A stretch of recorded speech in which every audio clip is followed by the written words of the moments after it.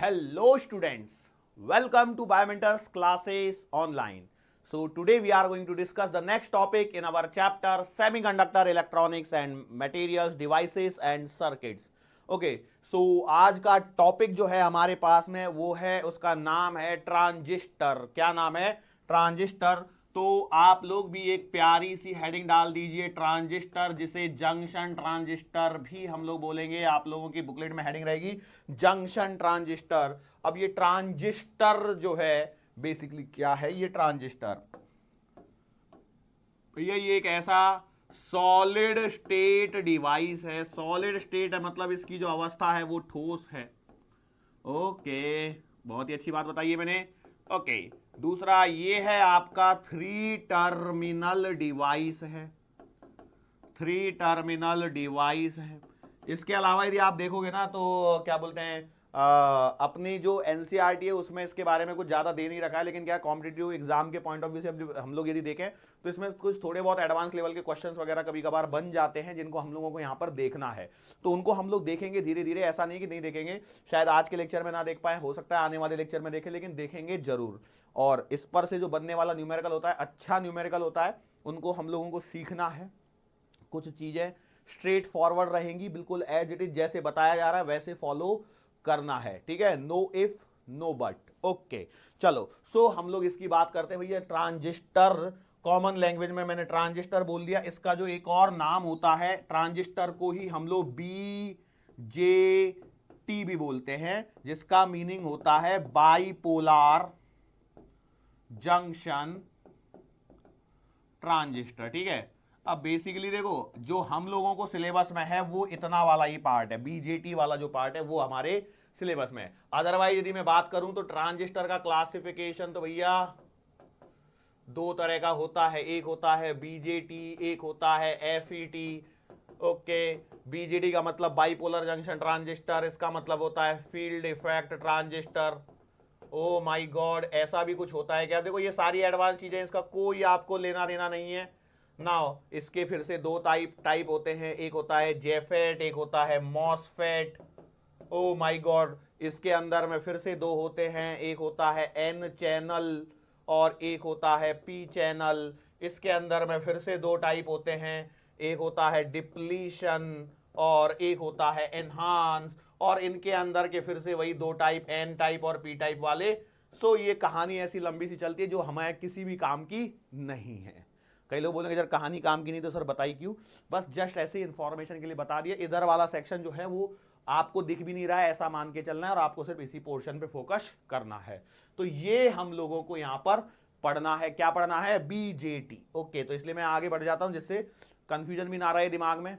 Okay, अब देखो, वैसे मैं एक बात बताऊं आप लोगों को, ये जो ट्रांजिस्टर जो लिखा था ना बीजेटी, इसके ऊपर ये पूरा सब्जेक्ट होता है। ये पूरा एक क्या होता है? सब्जेक्ट होता है, जो आपको पढ़ना होता है वास्तविकता में। लेकिन आप लोगों को इतना सब कुछ सिलेबस में नहीं है, आपको एकदम थोड़ा थोड़ा सा इंट्रोडक्टरी पार्ट वगैरह है। सो अब मैंने यहां पर सबसे पहले एक बात बताई थी। क्या बताई थी? कि भैया ट्रांजिस्टर एक सॉलिड स्टेट डिवाइस है, ठीक है।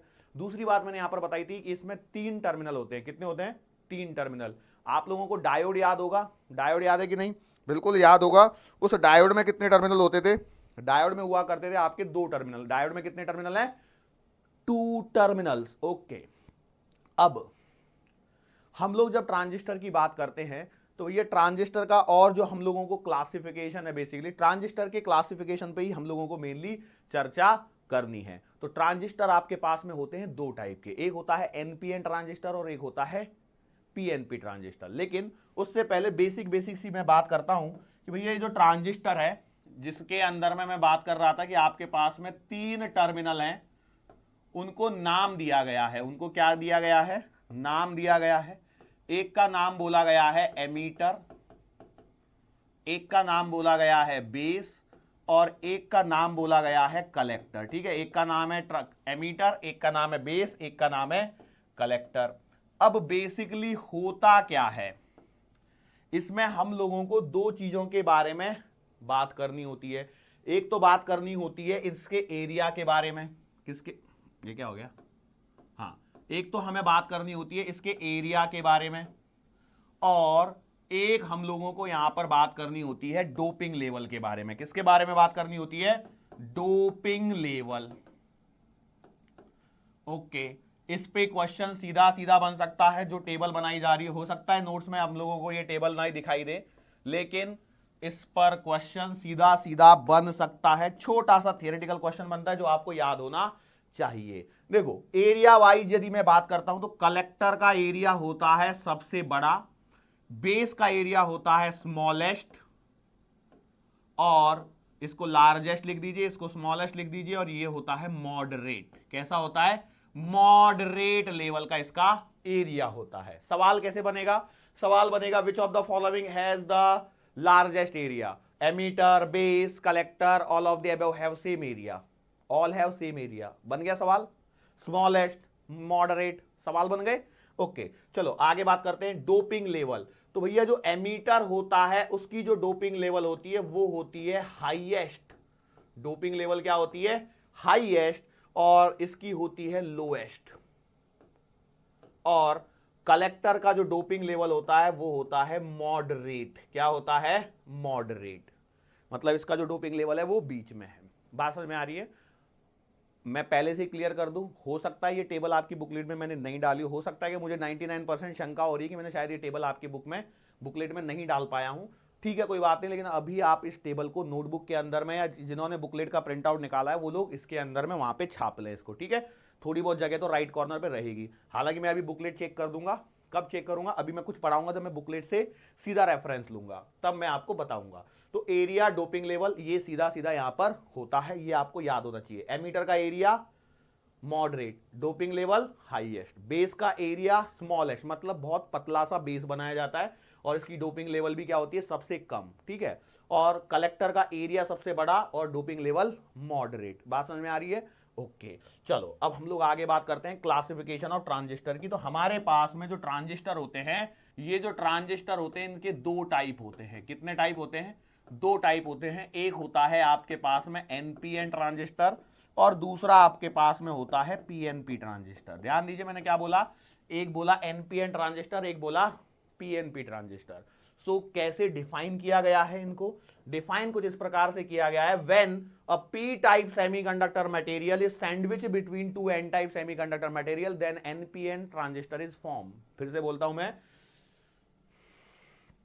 When p type semiconductor material, साथ साथ में लिखते चले जाइए, when p type semiconductor material, when p type semiconductor material is sandwiched. Sandwich सुना है ना आपने? स्पेलिंग हो सकता है गलत हो जाए, कोई दिक्कत नहीं, वही सैंडविच की बात चल रही है। सैंडविच कैसे बनाते हो? दो ब्रेड की स्लाइस लेते हो, बीच में आलू मसाला जो भरना है वो भरते हो, बराबर है? तो ऐसे हम लोगों ने दो एन टाइप सबस्ट्रेट लिए, उसके बीच में पी टाइप सेमीकंडक्टर मटेरियल भर दिया, आपका एनपीएन ट्रांजिस्टर बन गया। तो when p type semiconductor material sandwich between two n type semiconductor material, two n type semiconductor materials, then NPN transistor is form. ये बात समझ में आ रही है आप लोगों को? मैंने क्या बोला? जब हम लोगों ने क्या किया, एक पी टाइप सेमीकंडक्टर मटेरियल को दो एन टाइप सेमीकंडक्टर मटेरियल के बीच में सैंडविच बना दिया, तो आपके पास में एनपीएन सेमीकंडक्टर बनेगा। और पीएनपी के लिए मैं क्या लिखूंगा? तो पीएनपी के लिए क्या हो जाएगा? जब एन टाइप सेमीकंडक्टर मटेरियल को दो पी टाइप सेमीकंडक्टर मटेरियल के बीच में सैंडविच बना देंगे, तो आपके पास में पीएनपी सेमीकंडक्टर मटेरियल फॉर्म हो जाएगा। तो इसको लिख दीजिए फटाफट, when p type semiconductor material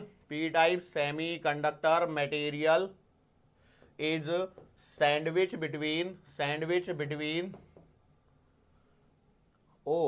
two p type, ओए सॉरी बेटा, मैंने यहां पर भी p लिख दिया गलती से, इसको n कर दीजिए, नहीं तो कई लोग बोलेंगे सर गलत पढ़ा रहे हैं। when p n type semiconductor material is sandwich between two p type semiconductor material then PNP transistor is form. Then क्या हो रहा है? पीएनपी ट्रांजिस्टर बन रहा है। चलो भैया, यहां तक बात समझ में आई? ये डेफिनेशन वाला पोर्शन है, डेफिनेशन है, इसमें मैं कुछ नहीं कर सकता भैया, सिंपल स्ट्रेट फॉरवर्ड डेफिनेशन है, यही डेफिनेशन होती है। मैंने बोला ठीक है। चलो हम लोग बात करते हैं और आगे बढ़ते हैं। यहां पर पीएनपी, एनपीएन। अब इनके जरा डायग्राम पे चर्चा करते हैं। तो भैया जब डायग्राम बना रहे होंगे तो हम लोग क्या कर रहे होंगे, सबसे पहले मान के चलो मैंने एनपीएन के बारे में यहां पर चर्चा करी, तो देखो क्या होगा, इसका डायग्राम जरा देखो प्रॉपरली ऐसे बना रहे हैं। एनपीएन है, ठीक है, ये आपके पास में हो गया एन, ये हो गया पी, ये हो गया एन, ये आपका एमीटर टर्मिनल है, ये आपका बेस है और ये आपका कलेक्टर है। ओके, कई लोग बोल रहे होंगे सर एरिया तो आपने सेम सा ही बना दिया। हो सकता है यार एरिया सेम बन गया हो कलेक्टर और एमीटर का, लेकिन उतना आप लोग भी ध्यान रखिए। लो भाई इस बार छोटा बना देता हूं जिससे ध्यान रहे। एमीटर है, ये बेस है, ये कलेक्टर है, ये आपका पी टाइप सेमीकंडक्टर मटेरियल, ये आपका एन टाइप और फिर से पी टाइप। तो ऐसा डायग्राम बनेगा। कलेक्टर को थोड़ा सा बड़ा रखना है। अब यहाँ पे हो सकता है थोड़ा सा छोटा बन गया हमारा, लो इसको मिटा के थोड़ा इधर कर देते हैं।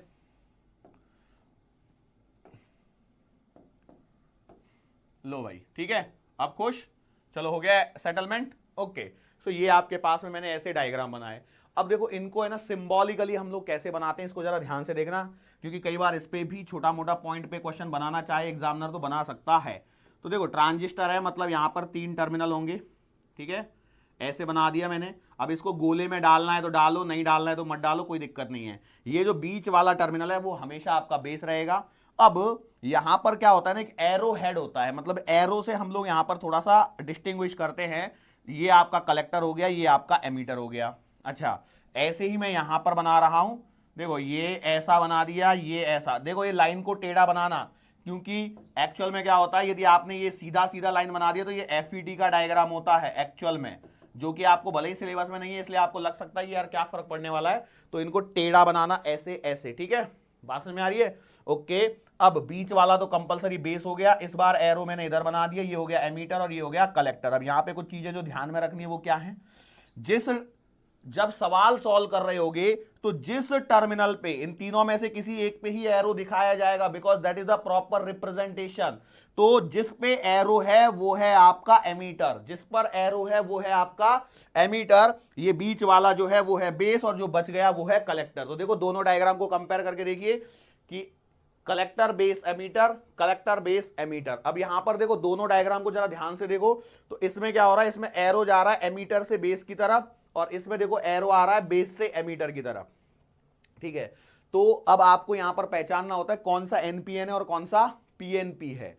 ओके, हालांकि आपके सवालों में आपसे को उससे ज्यादा कोई फर्क नहीं पड़ेगा, लेकिन हायर लेवल पे इन पे फर्क पड़ता है, इसलिए हम लोग यहां पर भी सिखाते हैं इन चीजों को। तो वो ये है कि भैया ये जो है वो है आपका एनपीएन ट्रांजिस्टर। कौन सा ट्रांजिस्टर है, एनपीएन, और ये वाला है आपका पीएनपी। ये वाला कौन सा है, पीएनपी। सर कैसे पता लगा, तो भैया मैं यहां पर आपको एक बात बता दूं, ये जो एरो है, this arrow gives direction of current flow, direction of conventional current flow. Conventional current flow मतलब जो सर्किट के अंदर में करंट फ्लो होता है उसकी डायरेक्शन कौन देता है, ये एरो देता है। तो अब यहां पर देखो यदि मेरा एरो पी से एन है, यहां पर भी देखो पी से एन है, तो एरो देखो करंट कहां फ्लो होता है, जब आपने डायोड सीखा था, ये यदि मैंने सिंपल डायोड बनाया पी और ये है एन, इसको यदि मैंने ऐसे कनेक्ट किया होगा, तो एक बात बताओ इसके अंदर में करंट कैसे फ्लो होगा, ऐसे होगा कि नहीं होगा, इसी डायरेक्शन में पी से एन की तरफ। तो इसी कारण पी से एन की तरफ, इधर में पी से एन की तरफ, इस प्रकार से ये एरो यहां पर होते हैं। ये बात समझ में आ गई। अच्छा, अब इन दोनों के बीच में एक और मेजर डिफरेंस होता है, वो डिफरेंस भी आपको पता होना चाहिए। वो डिफरेंस क्या है भैया, कि यहां पर एनपीएन ट्रांजिस्टर के अंदर में electrons are the majority charge carrier, electrons are the majority charge carriers. Common sense लगाओ, एन 2 बार है, पी 1 बार है, बराबर है। एमीटर की डोपिंग सबसे ज्यादा है, मतलब वहां पर इलेक्ट्रॉन्स ज्यादा बने होंगे, बराबर है। बी पे पी टाइप लिखा है जिसमें डोपिंग ही बहुत कम है, तो मतलब वहां पर इलेक्ट्रॉन्स क्या हो गए, मेजॉरिटी चार्ज कैरियर्स। और ये जो पीएनपी है, यहां पर आपके जो होल्स होते हैं ये होते हैं मेजॉरिटी चार्ज कैरियर्स। बात समझ में आ रही है, are you sure, majority charge carriers. I hope so यहां तक आपका पोर्शन क्लियर होना चाहिए। अच्छा, अब इसके बाद में जो हम लोगों को पढ़ना होता है वो पढ़ना होता है इनका ऑपरेशन। इनका क्या पढ़ना होता है, ऑपरेशन। बेसिकली देखा जाए तो जो ऑपरेशन है वो एनपीएन के लिए भी पढ़ना चाहिए और पीएनपी के लिए भी पढ़ना चाहिए। लेकिन हम लोग क्या करते हैं भैया, हम लोग एनपीए और एनपीएन और एनपीएन और पीएनपी के लिए ना पढ़ते हुए सिर्फ एनपीएन का सीखते हैं, और बिल्कुल सेम टू सेम कहानी रिपीट होगी किसके लिए, पीएनपी के लिए। बस शब्दों में फर्क होगा किसका, कि भैया जब मैं एनपीएन पढ़ा रहा हूंगा अभी तो मैं इलेक्ट्रॉन वर्ड यूज कर रहा हूंगा, उसके बाद में जब पीएनपी करना है तो उसमें सिर्फ और सिर्फ एक सिंगल वर्ड चेंज हो जाएगा, जहां इलेक्ट्रॉन लिखा है वहां पे होल आ जाएगा। ठीक है, ये बात समझ में आ गई। आई होप सो यहां तक की कहानी आप लोगों को क्लियर है। अब हम लोग आगे बढ़ते हैं अपने और एनपीएन ट्रांजिस्टर को लेके आते हैं। अच्छा, एनपीएन ट्रांजिस्टर को लेके आते हैं, उससे पहले जरा हम लोग एक बात और करते हैं, वो ये है कि मैं आपको पहले एक छोटी सी टेबल जरा दिखा देता हूं। देखो बन गया, यही है आपके नोट्स, बराबर है। टेबल नहीं बनाई है लेकिन मैं लिख के दिया है। Emitter semiconductor is heavily dope, base region is lightly dope and thin, और size of the collector region is larger than the two other regions, and इसमें डोपिंग मॉडरेट है, बराबर है। तो वही पॉइंट है, बस थोड़ा सा एडजस्टमेंट कर लेना। एनपीएन बनाया, देखो ये एनपीएन एमीटर बेस कलेक्टर, और बेस से एमीटर की तरफ जा रहा है। ठीक है, मैंने इसको ऐसे बनाया, ऐसे ऐसे जैसा चाहिए वैसे घुमा के हम लोग बना सकते हैं। बेसिकली क्या है, इससे स्पेस कम लगेगी और कुछ नहीं है, जगह बचाने के लिए। यहां पर देखो पीएनपी वही सेम कहानी लगाई है मैंने। ओके, अब यहां पर है ना, ये एक बहुत ही इंपॉर्टेंट पॉइंट है जो टेबल यहां पर दिख रही है, different modes of operation of a transistor. क्या होता है कि ट्रांजिस्टर के जो मोड्स ऑफ ऑपरेशन है, जो आपको आगे चल के समझ में आएंगे, लेकिन उससे पहले आपको बस ये चीजें याद होनी चाहिए। कौन कौन सी, एक्टिव मोड में क्या होता है, सैचुरेशन मोड में क्या होता है, और कट ऑफ मोड में क्या होता है। इनवर्स वाला नहीं पूछेंगे, लेकिन फिर भी भूले भटके बाई चांस आ गया तो, एक होता है एमीटर बेस और एक होता है कलेक्टर बेस। अब जरा यहां पर ध्यान से दिखाता हूं मैं आप लोगों को थोड़ा सा यहां पर। ओके, जैसे ये ट्रांजिस्टर है, पीएनपी वाला ट्रांजिस्टर है, तो ये एमीटर बेस बायस जो लिखा है उसका मीनिंग क्या है, बायसिंग से ये बायस वर्ड आया है। दूसरा ये है कि आप जानते हो कि हमेशा जो बेस है वो तो आपका बीच में ही है, मतलब जो भी आप कर रहे होगे काम, या तो इस एमीटर बेस पे या इस कलेक्टर बेस पे काम कर रहे होंगे, एमीटर बेस पे या फिर कलेक्टर बेस पे काम कर रहे होंगे। तो यहां लिखा है एमीटर बेस और यहां लिखा है कलेक्टर बेस। ठीक है, तो जब आपका ट्रांजिस्टर एक्टिव मोड में होता है, कौन से मोड में होता है, एक्टिव मोड में, तो एमीटर बेस होना चाहिए आपका फॉरवर्ड बायस और कलेक्टर बेस होना चाहिए रिवर्स बायस। बात समझ में आ रही है। सैचुरेशन मोड की कहानी क्या है, सैचुरेशन मोड में दोनों फॉरवर्ड बायस और कट ऑफ मोड में दोनों होने चाहिए रिवर्स बायस। ये कट ऑफ मोड का मतलब ये है कि भैया आपका डिवाइस जो है वो चल नहीं रहा है, एक्टिव मोड का मतलब अभी वो चल रहा है, और छोटा सा भी यदि आपने चेंज किया तो उसका कुछ ना कुछ चेंज आपको दिखाई देगा। अब ये चेंज कैसे क्या होता है तो वो आपको आगे समझ में आएगा। बेसिकली मैं यहां पे आपको एक बात बता दूं, जो बीजेटी होता है, जो ट्रांजिस्टर हम लोग बोल रहे हैं, is a current controlled device. ये क्या होता है, करंट कंट्रोल्ड डिवाइस। मतलब क्या है कि आप यहां पर इनपुट करंट को चेंज करोगे तो उसके बदले में आपको आउटपुट करंट चेंज होते हुए दिखाई देगा, इसलिए इसे बोला जाता है करंट कंट्रोल्ड डिवाइस। बात समझ में आ रही है। जब सैचुरेशन लेवल आता है तो सैचुरेशन लेवल वो आता है संतृप्त अवस्था, जहां पर आप कितना भी करंट चेंज कर लो आउटपुट में करंट चेंज नहीं होगा, ऐसी कहानी यहां पर बनती है। जैसे आप लोग सॉल्यूशन में पढ़ते हो ना, unsaturated solution, saturated solution, super saturated solution, तो वही वाली कहानी यहां पर है कि भैया जब कट ऑफ मोड में है मतलब डिवाइस कनेक्टेड ही नहीं है। तो डिवाइस कब कनेक्टेड नहीं होगा, जब दोनों की दोनों बायस क्या होंगे, रिवर्स बायस होंगे। हालांकि मैं इसमें टू ट्रांजिस्टर एनालॉजी में अभी आपको समझाऊंगा जिससे और आपको कुछ चीजें क्लियर होंगी। ओके, और कट ऑफ मोड का कहानी दोनों रिवर्स में। एक्टिव का मतलब क्या है कि भैया अब आपका डायोड क्या हो गया है, ऑन हो गया है। बाद में आती है सैचुरेशन लेवल की कहानी। सैचुरेशन में क्या होता है, भैया पूरा सब कुछ सैचुरेशन हो चुका होता है, आप कोई चेंज करोगे तो उसका चेंज नहीं दिखाई देगा। और इनवर्स में क्या करते हैं कि इसका, ये आपको वैसे भी सिलेबस में नहीं है लेकिन थोड़ा सा यहां पर दे दिया है मैंने कि इनवर्स मोड में दोनों क्या होते हैं, सॉरी, एमीटर बेस होता है रिवर्स बायस और कलेक्टर बेस होता है फॉरवर्ड बायस, जिसकी आपको जरूरत बिल्कुल भी नहीं है। लेकिन ये ऊपर के जो तीन हैं, एक्टिव, सैचुरेशन और कट ऑफ, इस पे सवाल बनता है, इस पे सवाल बनता है डायरेक्टली।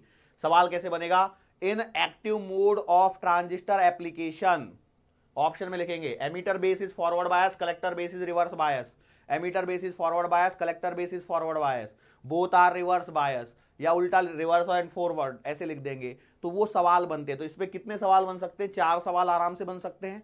ये थियोरेटिकल क्वेश्चंस हैं जो एग्जाम में पूछे जाते हैं, वही मैं यहाँ पे आपको समझा रहा हूँ क्लियरली एग्जाम में क्वेश्चन गलत नहीं होना चाहिए। क्लियर है? चलो अब हम लोग बात करते हैं, अपने मेन मुद्दे पे आ जाते हैं जो हम लोगों को पढ़ना था।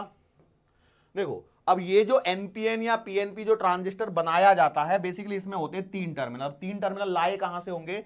तो हमने क्या किया कि देखो जैसे मान के चलो आपको बनाना है एनपीएन ट्रांजिस्टर, तो हम लोगों ने क्या किया, एक पीएन जंक्शन डायोड लिया, एक दूसरा पीएन जंक्शन डायोड लिया। ठीक है, तो ये आपने एन पी लगा दिया, ये आपने पी और एन लगा दिया। तो सोचो क्या ये ऐसा नहीं हुआ कि भैया एक डायोड मेरे पास में ऐसा था, बराबर है, ठीक है, ये पी हो गया, ये एन हो गया, और दूसरा डायोड मेरे पास में ऐसा हो गया, देखो, तो ये बन गया एन, ये हो गया पी। तो दो डायोड को मैंने बैक टू बैक कनेक्ट कर दिया, तो ये कहानी आ रही है एनपीएन ट्रांजिस्टर की। और यदि पीएनपी चाहिए तो मैं क्या करूंगा, सोचो पीएनपी के लिए पी, ये एन और ये पी। बात समझ में आ रही है? बस, तो पीएनपी में क्या कर दिया मैंने, ठीक है, ऐसा कुछ तो भी बना दिया। हालांकि देखो ये जो मैं बता रहा हूं बस आपको समझाने के पर्पज से बता रहा हूं, नहीं तो कई लोग बोलेंगे सर ये ऐसा ही बनेगा क्या। कुछ हद तक ऐसा रहेगा जिसमें हम लोग आगे चल के इसमें बैटरीज की कनेक्शन नहीं लगाए मैंने, नहीं तो यहां पर देखोगे तो आपको दो ही टर्मिनल दिखाई दे रहे हैं, दो ही टर्मिनल दिखाई दे रहे हैं कि नहीं दे रहे हैं। तीसरा टर्मिनल यहां से बीच में से निकलेगा ऐसा, जिसको हम लोग जब बैटरी से कनेक्ट करेंगे तो उस बेसिस पर आपका डिसाइड होगा कि क्या बनने वाला है। ये बात समझ में आ रही है?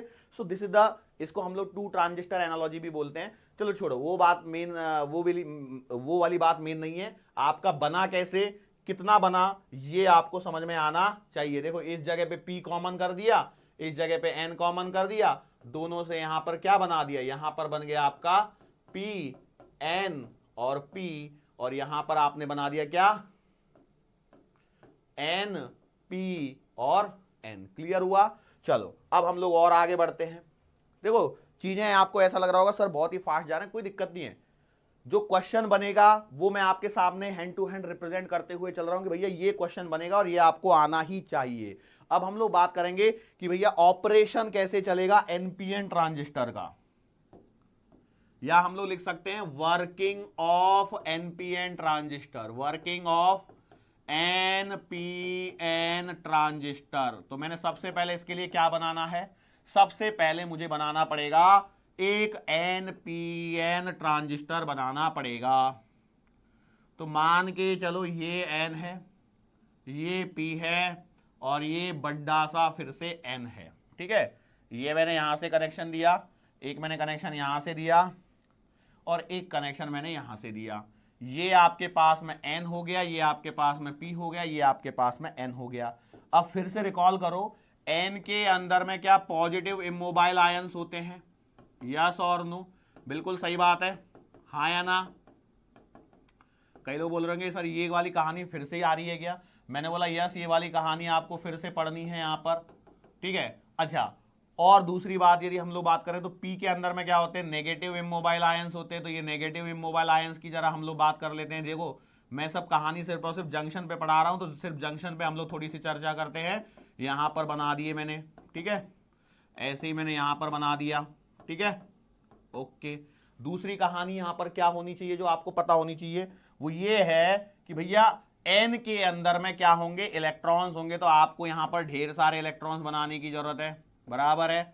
मैंने बोला सही बात है, क्या है, सही बात है। अब देखो मैंने यहां पर बहुत सारे इलेक्ट्रॉन बना दिए, अब इनको छोड़ दिया मैंने, इनको बनाया ही नहीं जानबूझ के। यहां पर थोड़े से होल्स बना दिए, और यहां पर थोड़े से क्या बना दिए, फिर से फ्री इलेक्ट्रॉन्स बना दिए। अब जरा यहां पर देखो क्या मैंने सब कुछ सही किया है। कई लोग बोलेंगे सर हमें क्या मालूम सही किया कि गलत किया है। मेनली क्या है, ये आपको तब तक पता नहीं चलेगा जब तक मैं टर्मिनल के नाम ना दे दूं। तो आप बोलोगे सर वो तो करो तो सही, तब बोलेंगे। मैंने बोला देखो इसको बेस नाम दे दिया, जो बीच में है, बीच वाला बेस। अब एमीटर और कलेक्टर किससे पता लगेगा, एरिया से पता लग गया। ये है आपका एमीटर टर्मिनल और ये है आपका कलेक्टर टर्मिनल। मैंने शायद गलत तो नहीं बोला था अभी बोलते बोलते। ये है आपका एमीटर, ये है आपका कलेक्टर। हिंदी मीडियम, अब हिंदी मीडियम वालों को पता ही नहीं चल रहा होगा कौन से टर्मिनल को क्या नाम बोल रहे। ई स्टैंड्स फॉर एमीटर, उत्सर्जक, बी स्टैंड्स फॉर बेस, आधार, and C stands for collector, संग्राहक। ठीक है, एक बार मैंने हिंदी में नेमिंग कर दी है, अब आपको दिमाग में ये रखना है कि जब भी एमीटर बोल रहा हूं मतलब उत्सर्जक की बात चल रही है, बी मतलब बेस की बात कर रहा हूं आधार, और सी मतलब कलेक्टर मतलब संग्राहक। क्लियर हो गया?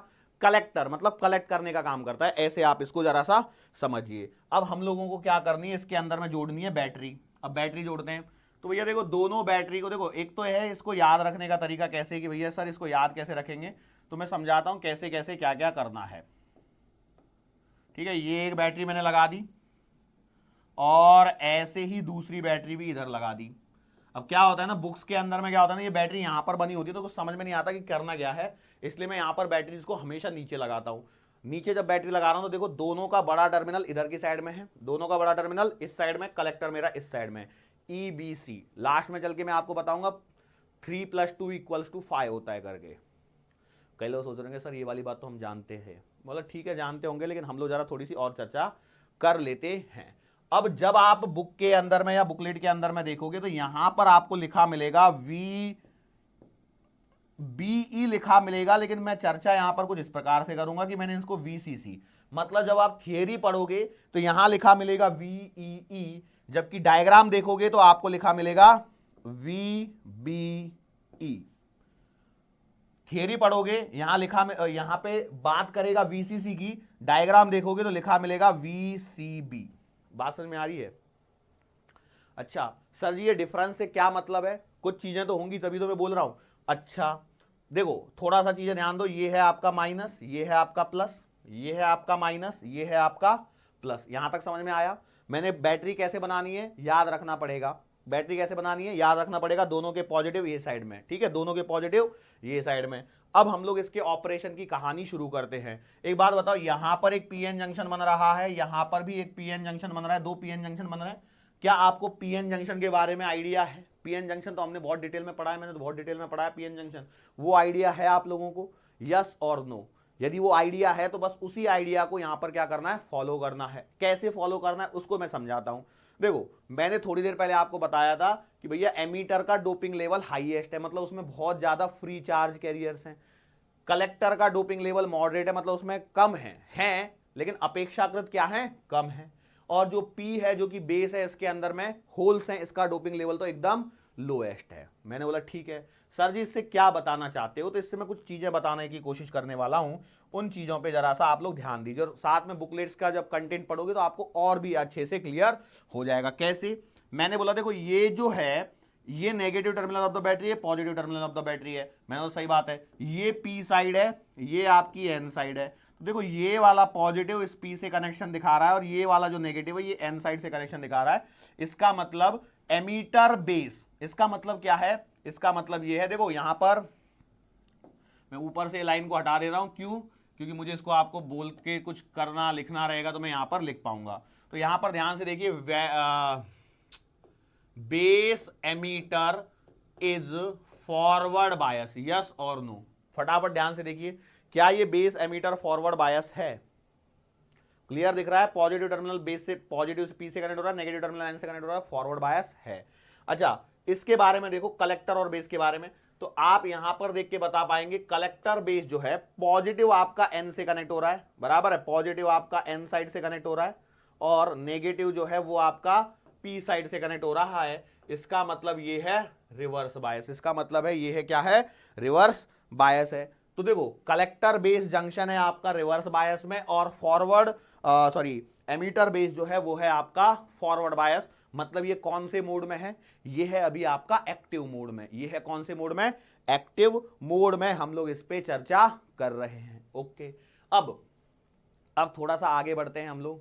अच्छा क्या आगे बढ़ेंगे, तो मैंने क्या बोला कि जब मैं ऑपरेशन की बात करूंगा यहां पर, तो ऑपरेशन किस प्रकार से होगा कि भैया देखो यहां से नेगेटिव चलेगा, negative negative negative negative negative negative negative negative negative negative negative negative, बराबर है, मैं सही बात है। अब ये जो नेगेटिव है, इस वाले नेगेटिव को मतलब फ्री इलेक्ट्रॉन्स को क्या करेगा, रिपेल करेगा, यस और नो? बिल्कुल सही बात है।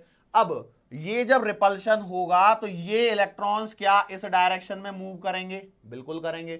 जंक्शन तक की कहानी आपको पीएन जंक्शन में समझाई जा चुकी है, तो उस कहानी पर मैं वापस से इतनी देर तक चर्चा नहीं करूंगा। मेन मुद्दे की बात पकड़िए। अभी मैंने क्या बोला, ये इलेक्ट्रॉन्स यहां पर इस तरह से इस डायरेक्शन में चलेंगे कि नहीं चलेंगे? बिल्कुल चलेंगे। अब जब ये इलेक्ट्रॉन्स यहां पर चलेंगे तो ये यहां से जंक्शन को क्रॉस करने की कोशिश करेंगे। बिल्कुल सही बात है। जब ये इसको क्रॉस करने की कोशिश कर रहे होंगे तो भैया यहां पर एक बैरियर पोटेंशियल आया होगा कि नहीं आया होगा? मैंने बोला सही बात है। ये बैरियर पोटेंशियल क्या कर रहा होगा? तो भैया ये इसका अपोज कर रहा होगा। देखो करेगा कि नहीं करेगा? बिल्कुल सही बात है। क्यों?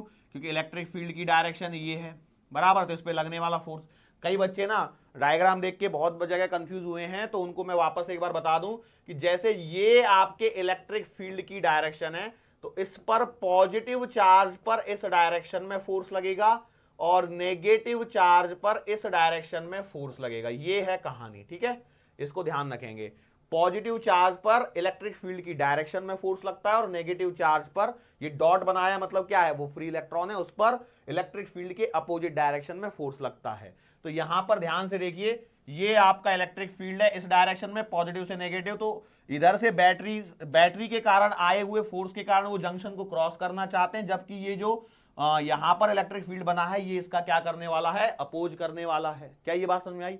अच्छा, अब बात फिर से वहीं पे आएगी, ताकत किसकी ज्यादा? तो भैया ये एक्सटर्नल बैटरी की ताकत ज्यादा होगी। यदि से एक्सटर्नल बैटरी की ताकत ज्यादा है तो होगा क्या कि भैया ये जो है वो यहां से क्रॉस करके यहां पर आएंगे। मैंने बोला सही बात है। अब मान के चलो किसी इंस्टेंट पे क्या हुआ कि 100 electrons cross the junction from E to B। कहां से? E से B की तरफ, E से B की तरफ। बात समझ में आ रही है? E से B की तरफ यहां पर क्या हो गए? कंबाइन हो गए। अब जब ऐसा हुआ तो मैंने आपको एक बात बताई थी कि भैया ये जो P है इसके अंदर में है होल्स। यहां पर क्या है?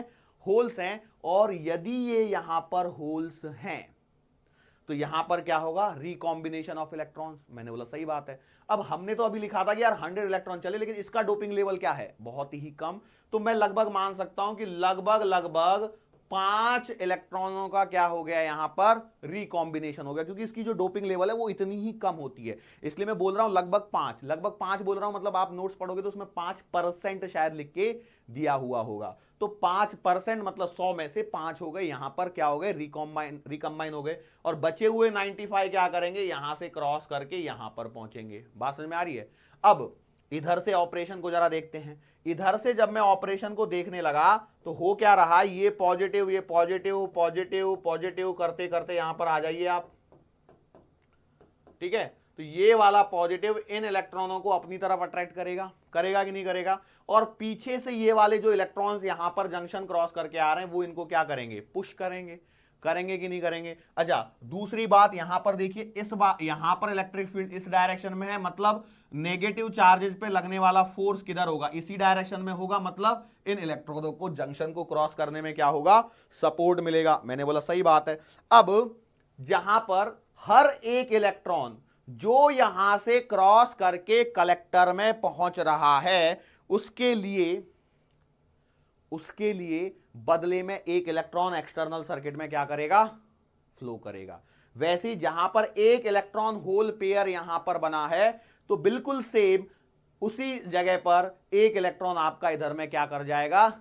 एक्सटर्नल सर्किट में फ्लो कर जाएगा। मतलब यहां पर थोड़ा सा, अब देखो ये डायग्राम गंदा होता ही है जब हम लोग इस टॉपिक को पढ़ाते हैं। ये डायग्राम इतना गंदा हो चुका होता है कि पूछो ही मत। तो कहानी क्या हुई? कहानी ये हुई कि हर एक इलेक्ट्रॉन जो यहां पर एंटर किया, इसने इधर में एक इलेक्ट्रॉन एंटर करवाया, मतलब यहां से एक इलेक्ट्रॉन जम करके बाहर गया। जब ये इलेक्ट्रॉन यहां पर होल के साथ में रिकॉम्बिनेशन हो रहा तो यहां से एक इलेक्ट्रॉन बाहर निकला। मतलब यहां पर कहानी कुछ इस प्रकार से हो रही है कि इलेक्ट्रॉन्स जा रहे हैं इस डायरेक्शन में, एज वेल एज इलेक्ट्रॉन जा रहे हैं इस डायरेक्शन में। बराबर है? मतलब सही बात है। जब इलेक्ट्रॉन जाते हैं तो बदले में क्या होता है? करंट फ्लो होता है। अब it is the conventional direction, मतलब क्या है कि जब आपका इलेक्ट्रॉन इस डायरेक्शन में फ्लो होता है तो करंट जो है वो आपका उसकी अपोजिट डायरेक्शन में फ्लो होता है। It is the convention which we are using. मतलब ऐसा नहीं कि मैं अकेला यूज कर रहा हूं, it is the universal convention कि भैया करंट का जो फ्लो की डायरेक्शन होती है वो इलेक्ट्रॉनों के फ्लो के अपोजिट होती है। बात समझ में आ रही है? ये हमारा कन्वेंशन है। तो इस कन्वेंशन के बेसिस पर मैंने क्या बोला, इधर में इलेक्ट्रॉन फ्लो हुआ, इधर से इधर में इलेक्ट्रॉन फ्लो हुआ। यदि ऐसा हुआ है तो इसका डेफिनेट मतलब ये है कि भैया यहां से आपका एक करंट फ्लो होना चाहिए और यहां से आपका इधर में भी क्या होना चाहिए, एक करंट फ्लो होना चाहिए। या मैं यहां पर बना देता हूं। अच्छा, अब मैं इस बात को यहां पर मिटा दूं क्या? देखो ये वाली जो बात मैंने यहां पर लिखी थी इसको हटा देता हूं, ठीक है, हट गई, जिससे क्या ना यहाँ पे थोड़ी सी खाली जगह होगी मेरे को लिखने के लिए। मतलब देखो ये करंट यहां पर फ्लो हुआ इस तरह से और एक करंट यहां पर फ्लो हुआ। ये वाला जो करंट इधर में फ्लो हो रहा है इसे हम लोग नाम देते हैं कलेक्टर करंट। क्यों कलेक्टर करंट नाम दिया? क्योंकि भैया ये करंट तब आया जब कलेक्टर से एक इलेक्ट्रॉन बाहर निकल के एक्सटर्नल सर्किट में आया, तो इसके बदले में उतना ही इक्विवेलेंट करंट यहां से इधर में फ्लो हुआ। और इस वाले करंट को हम लोग नाम दे देते हैं IB. IB stands for base current. क्यों क्यों इसको ऐसे नाम दिया? कि जब यहां से एक इलेक्ट्रॉन यहां घुसा होगा तो बदले में यहां से ये करंट आया होगा। अब बेसिकली देखो यहां पर ये जो इलेक्ट्रॉन्स यहां निकल रहे हैं या यहां निकल रहे हैं, ये इलेक्ट्रॉन आए कहां से हैं? From where these electrons have कम।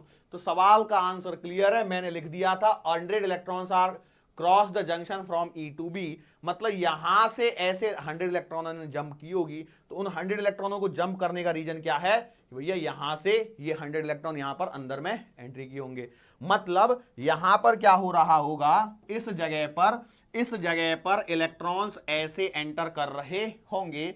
और यदि यहां पर इलेक्ट्रॉन्स ऐसे एंटर किए हैं, इसका मतलब यह है कि यहां पर इस डायरेक्शन में करंट आया होगा। देखो इसलिए कलर एकदम अलग अलग बना दिए मैंने, बिल्कुल कंफ्यूजन नहीं होना चाहिए। इस ई को मिटा देता हूं और इस ई को यहां पर लिख देता हूं नीचे की तरफ कहीं, ठीक है। ये रहा एमीटर वाला ई, ठीक है। यहां पर बेस लिख देता हूं जिससे कई लोगों को कंफ्यूजन भी नहीं होगा। ये कलेक्टर लिख देता हूं और इस वाले सी को यहां से हटा देता हूं, ठीक है। क्लियर हो गया कहानी? क्योंकि घचपेच तो होगी भैया इसमें। अब यहां पर ध्यान दीजिए मैंने क्या बोला था, फिर से देखिए। ये करंट आई इधर में आया कब? जब इलेक्ट्रॉनों ने इधर से एंटर किया होगा। तो इसलिए डायरेक्शन पे फोकस कीजिए। हरा कलर करंट के लिए है और पिंक कलर इलेक्ट्रॉनों के लिए है। क्लियरली दिख रहा है आप लोगों को? तो ये कहानी आप लोगों को समझ में आ रही? इलेक्ट्रॉनों ने उधर से एंट्री करी, इलेक्ट्रॉन यहां से बाहर निकले, यहां से बाहर निकले, बदले में इधर से करंट गया, इधर से करंट घुसा। अब ये दोनों करंट देखो अंदर, देखो क्या हुआ होगा, यहां से करंट इधर घुसा, यहां से भी करंट ऐसे घुसा, बराबर है। तो ये दोनों मिलने के पश्चात क्या ये करंट ऐसे जा रहा होगा? यस और नो? मैंने बोला सही बात है। अब ये कौन कौन से आ रहे हैं? एक तो आ रहा है आईबी और एक आ रहा है आईसी। यस और नो? मैंने बोला सही बात है। ये दोनों मिलके क्या बना रहे हैं इधर? आईई। क्यों? क्योंकि ये एमीटर टर्मिनल से बाहर निकल रहा है। मतलब कहानी कुछ इस प्रकार से कही जा सकती है कि IB प्लस IC बराबर IE। ध्यान रखने का तरीका देखो, स्टूडेंट बाद में जाके भूलते हैं। तो मैंने बोला A बराबर 1, B बराबर 2, C बराबर 3, D बराबर 4, E बराबर 5, 2 प्लस 3 बराबर 5, 2 IB IC IE। मैं उम्मीद करता हूं ये आपको समझ में रहेगा, याद रहेगा क्या? अभी एक्चुअली क्या मालूम क्या, हम लोगों को तो ये कैसे जुबान पे रहता है, लेकिन आप लोगों के लिए टॉपिक नया होता है। तो कई लोग बोल रहे होंगे सर ये तो बहुत सिंपल है ना, ये तो हम लोग याद रख लेंगे। मैं जानता हूं कई लोग रख लेंगे, कई लोग नहीं रख पाएंगे, कई लोग भूलेंगे इसको। 2 + 3 = 5 या 3 + 2 = 5, जैसा भी आप लोगों को याद रखना हो। बस कुल मिला के एडिशन करने पर आंसर कितना आना चाहिए? 5 आना चाहिए। अब देखो सवाल ये उठता है कि भैया ये बेस कॉन्फ़िगरेशन है या क्या है? मतलब हम लोगों ने जो पढ़ा है ये कौन से कॉन्फ़िगरेशन को पढ़ा है? तो आप ध्यान से देखिए, हम लोगों ने जो पढ़ा है ऑपरेशन में बेस यहां पर दोनों के लिए कॉमन है।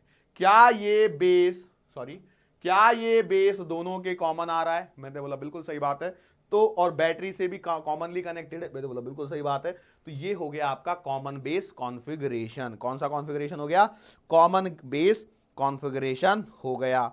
अच्छा, अब हम लोगों को ये जो हम लोगों ने बेसिक सी बातें करी हैं इसके अंदर में थोड़ा सा और घुसते हैं और अपने ट्रांजिस्टर को बनाते हैं जरा, और वहां पर कुछ चीजें हम लोग यहां पर सीखेंगे। कैसे? तो देखो भैया, ये हमारे पास में ऐसा आपका है ट्रांजिस्टर, ठीक है, मैंने बोला सही बात है। ये है आपका बेस, ये है आपका कलेक्टर और ये है आपका एमीटर। मैंने बोला सही बात है। ये है आपका एन, ये है आपका पी और ये है आपका एन, मतलब एन पी एन, मतलब ये ऐसा यहां पर मैंने कुछ बना दिया। समझ में आया? मैं बोला सही बात है। अब देखो सवालों के अंदर में कई बार है ना, ये वोल्टेज ड्रॉप जो होता है इसे बोला जाता है वीबीई, ये वाला जो होता है इसे बोला जाता है वीबीसी, और ये वाला जो वोल्टेज ड्रॉप है उसे बोला जाता है वीसीई। बात समझ में आ रही है?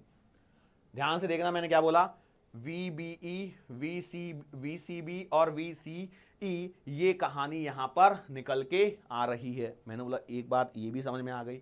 दूसरा क्या है कि भैया देखो यहां से जो करंट एंटर कर रहा है वो है आईबी, यहां से जो अंदर एंटर कर रहा है वो है आईसी, और आईबी और आईसी मिला के यहां पर क्या बना रहे हैं, आईई बना रहे हैं। लेकिन ये जो मैंने कॉन्फ़िगरेशन लगाया है इसमें कुछ कौन सा कॉमन है, कौन सा क्या है, मैंने कुछ बोला है क्या इसमें?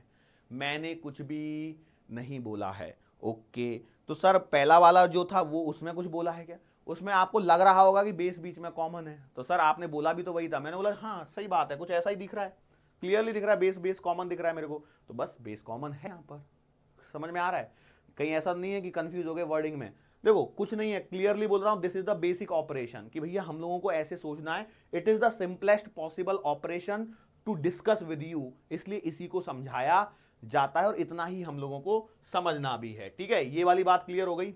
श्योर है? जो चीजें मैं यहां पर बताना चाहता हूं वो क्लियर हो गई।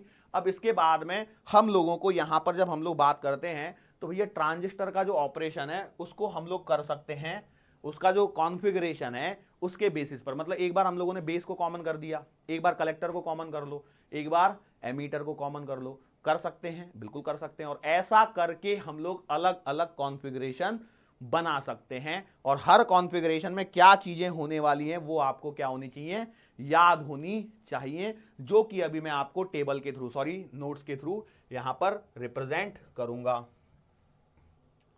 आ जाइए, देखो कहानी एनपीएन ट्रांजिस्टर, ये डायग्राम आपको नोट्स में मिल गया, बुकलेट में मिल गया। I equals to I B plus I C मिल गया, आई बी आई ई आई सी ये सारी चीजें मिल गई, सर्किट सिंबल सारी चीजें मैंने डिटेल में पढ़ाई हैं। अब यहां पर ध्यान देखिए, आई ई का एरो, आई बी का एरो, आई सी का एरो, आई बी ऊपर गया, आई सी ऊपर गया, दोनों मिलके यहां से आई ई बाहर आया। क्या ये चीज मैंने बताई थी? बिल्कुल। अच्छा मैंने यहां पर एक बात और बताई थी, emitter based junction forward bias and collector based junction is reverse bias. लिखा था कि नहीं लिखा था? श्योर है? अब इस कहानी को थोड़ा सा आप पढ़ेंगे तो आपको ये चीजें देखने को मिलेंगी। अच्छा मैंने दूसरी चीज बताई थी वीसीसी और वीईई का, कि भैया थियरी में आपको वीसीसी लिखा हुआ मिलेगा, वीईई लिखा हुआ मिलेगा, लेकिन डायग्राम में आप देखेंगे तो वीबीई और वीसीबी लिखा है। कोई घबराने की जरूरत नहीं है, बस ये क्या है ना, यहां पर ये बताने के लिए भैया ये बेस से कनेक्टेड, इसलिए मैंने वीबीई लिखवाया है, और ये भी बेस से कनेक्टेड इसलिए वीसीबी लिखवाया है, लेकिन आप बोलते समय वीसीसी और उसको लिखते हैं। ठीक है, okay. Now applying Kirchhoff's current law to the circuit we get I equals to I C plus का आई बी। दिमाग कौन किरचॉफ छोड़ दो, नॉर्मल कॉमन सेंस से भी मैंने यही बात बताई कि नहीं बताई आपको? बिल्कुल सही है। अब यहां से आगे का जो पोर्शन है वो है आपको थोड़ा सा याद रखने वाला पोर्शन। ठीक है, कौन सा पोर्शन याद रखने वाला है? मैंने बोला ट्रांजिस्टर को हम लोग तीन अलग अलग कॉन्फ़िगरेशन में कनेक्ट कर सकते हैं, एक कॉमन बेस, एक कॉमन एमीटर। सबसे जो मेन काम का है आपका कॉमन एमीटर वाला है, जिसको हम लोग डिटेल में पढ़ेंगे, और एक है कॉमन कलेक्टर। इसमें से भी आपको जो चीजें हैं वो कॉन्स्टेंटली कैसे कैसे हैं उसी को ध्यान में रखना है। जब मैंने बोला एक कॉमन बेस कॉन्फ़िगरेशन, तो कॉमन बेस कॉन्फ़िगरेशन का डायग्राम कुछ इस प्रकार से बनने वाला है। ठीक है, this is the diagram of common base. क्या है ये? Common base. इस कॉमन बेस के अंदर में आपका जो इनपुट करंट होगा वो आई होगा, इनपुट वोल्टेज जो होगा वो वीईबी होगा। क्लियर है? आउटपुट वोल्टेज जो है वो वीसीबी होगा, और आउटपुट करंट जो है वो आईसी होगा। याद रह जाएगा? सर कैसे याद रखेंगे, तो पता ही नहीं चल पा रहा है। मैंने बोला थोड़ा सा ध्यान लगाओ, थोड़ा सा, ज्यादा नहीं। बेस को कॉमन मार दिया, बिल्कुल सही बात है। अब देखो यहां पर बैटरीज की डायरेक्शन आपको ऐसे लग रही होंगी, सर ये डायरेक्शन तो कुछ बदली बदली सी लग रही है, तो उसका रीजन ये है क्योंकि यहां पर जो है वो पीएनपी बनाया है, और मैंने आपको बताया था एमीटर बेस्ड जंक्शन को फॉरवर्ड बायस रखना है और कलेक्टर बेस्ड जंक्शन को रिवर्स बायस रखना है। तो डायरेक्शन ऑफ द बैटरीज को अपने आप देख लीजिए। अब यहां पे देखो ये पी साइड हो गई, ये आपकी पी साइड हो गई, ये आपकी एन साइड हो गई। क्लियर है? तो देखो इस पी से आपका पॉजिटिव कनेक्ट हो गया, इस पी से आपका इधर में देखिए ये नेगेटिव कनेक्ट हो गया, अपने आप रिवर्स बायस, ये अपने आप फॉरवर्ड बायस। क्लियर दिख रहा है। अब यहां पर जो है कॉमन बेस कॉन्फ़िगरेशन मैंने ऐसा बनाया, और ट्रांजिस्टर आप जानते हो कि भैया ई बी और सी ऐसा है, इसमें से इसको यदि कॉमन कर दिया मतलब इधर से इनपुट आएगा और इधर से आउटपुट बाहर निकलेगा। क्लियर है। तो अब एक और बात मैंने आपको ड्यूरिंग द लेक्चर बताई थी, transistor is a current control device, मतलब आपको इनपुट करंट और इनपुट आउटपुट करंट पे ध्यान देना है। तो इनपुट करंट है आईई, आउटपुट करंट है आईसी। तो इसका ये मतलब नहीं हो जाएगा कि आप बोलोगे कि IE equals to sorry IE plus IB equals to IC कर दोगे, नहीं, वो हमेशा सेम रहेगी इक्वेशन, जनरल इक्वेशन है, आई इक्वल्स टू आईबी प्लस का आईसी ही होगा। बस क्या होगा कि डायरेक्शंस ऑफ द करंट क्या हो जाएंगी, चेंज हो जाएंगी। जैसे यहां से आई एंटर किया तो यहां से आईबी और आईसी ऐसे बाहर निकलेंगे। हमारे केस में क्या कर रहा था कि आईबी ने एंटर किया था, आईसी ने एंटर किया था और वापस से आई बन के बाहर निकला था। मतलब क्या वो कॉमन बेस जैसा था? नहीं, ये है एक्चुअल वाला। नाउ हम लोग बात करते हैं यहां पर क्या होता है कि यदि हम लोगों ने वीईबी को इंक्रीज किया तो इसके बदले में आपका आईई इंक्रीज होता है, और आईई इंक्रीज होता है, बात समझ में आ रही है? ये क्यों होता है? Due to small input resistance, due to small input resistance. ये है कहानी, बस इतना सा आपको क्या करना है, इसको याद रखना है। अब इसके बेसिस पर हमारे पास में अगला जो पॉइंट आता है वो आता है इसके इनपुट कैरेक्टरिस्टिक्स। इस पे सवाल डायरेक्टली आते हैं, ध्यान रखना। ये इनपुट कैरेक्टरिस्टिक्स का कर्व है। इनपुट कैरेक्टरिस्टिक्स का कर्व का मतलब होता है कि भैया यहां पर इनपुट के कैरेक्टरिस्टिक्स को हम लोगों को पढ़ना है। क्या पढ़ना है आपको? इनपुट कैरेक्टरिस्टिक्स को पढ़ना है। अच्छा, जब हम लोग इनपुट कैरेक्टरिस्टिक्स पढ़ रहे हैं तो हमारे पास में क्या होता है, इनपुट को चेंज करना है, मतलब इनपुट साइड में क्या हो रहा है वो आपको देखना है। तो इनपुट साइड में आपको क्या क्या दिखा था, जरा याद कीजिए। एक तो था आपके पास में एमीटर बेस वोल्टेज था, और एक एमीटर करंट था। क्या यही दो चीजें थी इनपुट में? बिल्कुल सही बात है। तो उन्हीं दोनों का वेरिएशन यहां पर दिखाया गया है। भैया वोल्टेज चेंज हुआ, करंट चेंज होगा, और ये तो नॉर्मल पीएन जंक्शन जैसा ही ग्राफ है। अब इसमें जब हम लोग पढ़ रहे होते हैं तो एक्चुअली क्या होता है, इस सर्किट डायग्राम को फिर से आप देखिए। अब देखो यहां पर कई लोगों के तार उड़ने लग गए होंगे। भैया यहां पर हम लोगों ने क्या किया, इस वीसीबी को क्या कर दिया है, कांस्टेंट कर दिया। और जब ये एक्सपेरिमेंटली जब करते हैं तो हम लोग इसको देख पाते हैं। तो यहां पर एक्सपेरिमेंटली कर पाना पॉसिबल नहीं, क्योंकि इतना ज्यादा आपके सिलेबस में है भी नहीं। तो आपको कांस्टेंट कॉमन चीजों पर फोकस करना है। क्या कि भैया वीसीबी को मैंने कांस्टेंट कर दिया और हर एक के लिए मैंने क्या किया, ग्राफ यहां पर ड्रॉ किया है। अबे रुक जा, कहीं रुक क्यों नहीं रहा है? हाँ भाई ठीक है, हाँ ठीक है। मैंने क्या बोला, क्लियर सी बात यह है, वीसीबी को कांस्टेंट किया, वीईबी को चेंज किया, बदले में आई चेंज हुआ। This is the input characteristic, बस इतना ही है। दूसरा क्या है, यहां पर एक फॉर्मूला बनता है डायनेमिक इनपुट रेजिस्टेंस। अब देखो रेजिस्टेंस का मतलब क्या होता है, V equals to I R आपने पढ़ा है, तो R इज इक्वल्स टू क्या आएगा, अरे भैया V equals to I R, तो R क्या आएगा, V बाई आई। अब देखो मैं लिख रहा हूं यहां पर इनपुट रेजिस्टेंस, मतलब क्या लिखना चाहिए, इनपुट रेजिस्टेंस का मतलब होना चाहिए input voltage upon input current. तो भैया डेल्टा वीईबी अपॉन डेल्टा आईई। कब? जब वीसीबी है कांस्टेंट। तो ये कोई मल्टीप्लाई नहीं है, ये बस रिप्रेजेंटेशन है। आपको इनपुट रेजिस्टेंस यदि निकलना है तो वीईबी अपॉन आई ही करना है, उसके अलावा और कुछ दिमाग नहीं लगाना है। अब दूसरा जो है वो है आउटपुट कैरेक्टरिस्टिक्स। आउटपुट कैरेक्टरिस्टिक्स क्या होता है कि भैया जब हम लोगों ने आईई को कांस्टेंट कर दिया तो हम लोग आईसी और वीसीबी के बीच में ग्राफ ड्रॉ कर रहे हैं, उसे हम लोग बोलेंगे आउटपुट कैरेक्टरिस्टिक्स। यहां पे आईसी हो गया, यहां पर वीसीबी हो गया। पिछले बार हम लोगों ने क्या किया था, ध्यान से देखो, वीईबी और आई लिया था, वीसीबी को कांस्टेंट मारा था। इस बार हम लोगों ने क्या किया, आईई को कांस्टेंट कर दिया, क्योंकि आई चेंज नहीं होना चाहिए। तो आई को कांस्टेंट करके जब ग्राफ बनाया तो ये प्रैक्टिकली ऑब्जर्व ग्राफ है। ठीक है, ये क्या है, प्रैक्टिकली ऑब्जर्व ग्राफ है, जहां पर ये वाला होता है कट ऑफ रीजन, ये वाला होता है आपके पास में यहां पर थोड़ा सा जो रीजन है, सॉरी गलत जगह बना दिया मैंने, ये है आपका एक्टिव रीजन है। यहां पर नीचे है कट ऑफ रीजन जहां पर करंट फ्लो नहीं हो रहा है, और ये जो कांस्टेंट पैरेलल लाइन दिख रही है ये है आपका सैचुरेशन रीजन। इतना ज्यादा नहीं पूछा जाएगा, बस मैं एक्स्ट्रा बहुत कुछ बता रहा हूं। बस सवाल में पूछ सकते हैं क्या, सीधा सीधा स्ट्रेट फॉर्मूला, सीधा सीधा फॉर्मूला आउटपुट रेजिस्टेंस का क्या आएगा, वीसीबी अपॉन आईसी। ये सारे फॉर्मूले कब हैं, जब आप पढ़ रहे हो कौन सा कॉन्फ़िगरेशन, कॉमन बेस कॉन्फ़िगरेशन। बात समझ में आ रही है? अब देखो थोड़ी देर बाद में आगे चलो, देखो क्या होने वाला है। अगला आ रहा है सी कॉन्फ़िगरेशन, ठीक है। सी कॉन्फ़िगरेशन में देखिए यहां पर क्या था, फिर से देखिए फटाफट, यहां पर इनपुट रेजिस्टेंस के फॉर्मूले को देखिए, delta V E B upon delta I लिखा है, यहां पर आ जाओ, वीबी तो वही है लेकिन नीचे आई बी आ गया, इस बार क्या आ गया, आई बी, क्या आ गया, आई बी। तो यही चीज मैं यहां पर आपको बताने की कोशिश कर रहा था। बोलो ये कौन सा है, ये है आपका सीई कॉन्फ़िगरेशन। आई नो, देखो मैं एक बात जानता हूं कि आप में से बहुत सारे बच्चों को ऐसा लग रहा होगा कि सर ये सारी चीजें आपने जैसे पहले ट्रांजिस्टर जैसे इतना अच्छा एक्सप्लेन किया वैसे ही इनको भी एक्सप्लेन करते तो बहुत अच्छा होता। लेकिन मैं आपको एक बात बता दूं, तो ये देखो ये सिलेबस का इतना ज्यादा पोर्शन है नहीं जितना मैं आपको यहां पर करवा रहा हूं। दिस इज जो यहां से पार्ट चल रहा है वो सब कुछ एक्स्ट्रा है, लेकिन ये सीधा सीधा स्ट्रेट फॉरवर्ड फॉर्मूले के ऊपर सवाल बनता है, इसलिए मैं करवा रहा हूं।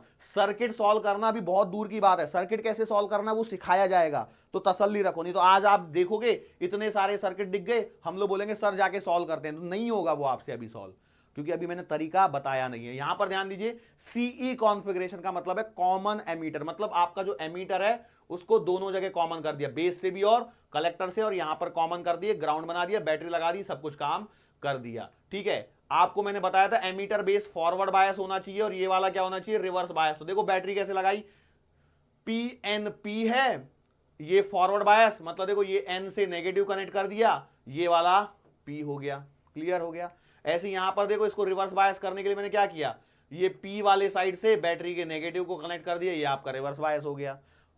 इनपुट क्या है यहां पर, इनपुट क्या है, इनपुट है आपका बेस करंट। अब कई लोग बोलेंगे सर बेस तो बाहर निकलते हुए दिख रहा है, तो भैया देखो ये I E that will always remain same, ये एनपीएन पीएनपी जैसे ट्रांजिस्टर बदलेंगे सारी चीजें बदल जाएंगी, जैसे ट्रांजिस्टर बदलेंगे ये सर्किट डायग्राम भी पूरा बदल जाएगा।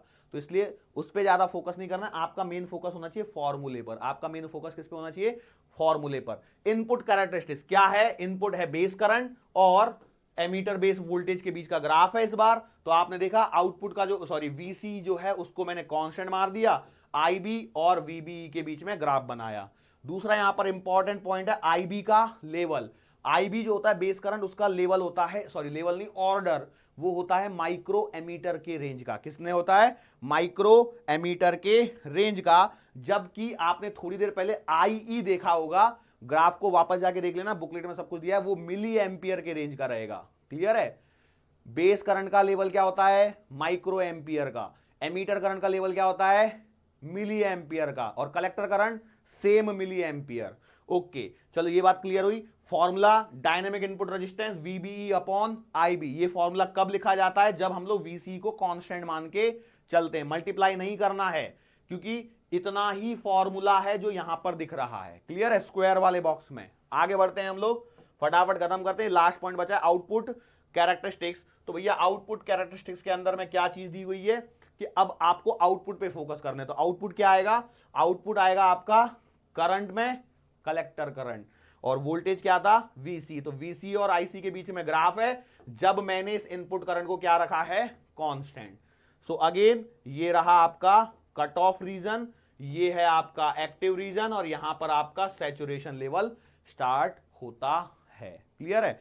फॉर्मूला याद रखना है, आउटपुट रेजिस्टेंस का फॉर्मूला क्या आएगा, output voltage upon output current. Output voltage क्या है, वीसीई है, कॉमन एमीटर में output voltage VCE, common ammeter में मैंने कुछ शायद मैंने गलत तो नहीं बोला था, फिर से रिपीट करता हूं, common emitter configuration, common emitter CE configuration, output voltage VCE, input current IB, clear है, ध्यान रहेगा। देखो ये सारा जो पोर्शन है, ये वाला जो पोर्शन मैं आपको बता रहा हूं, यदि मैं इनको पढ़ाने जाऊंगा ना इतने पोर्शन को, तो इसको चाहिए कम से कम 4-5 लेक्चर।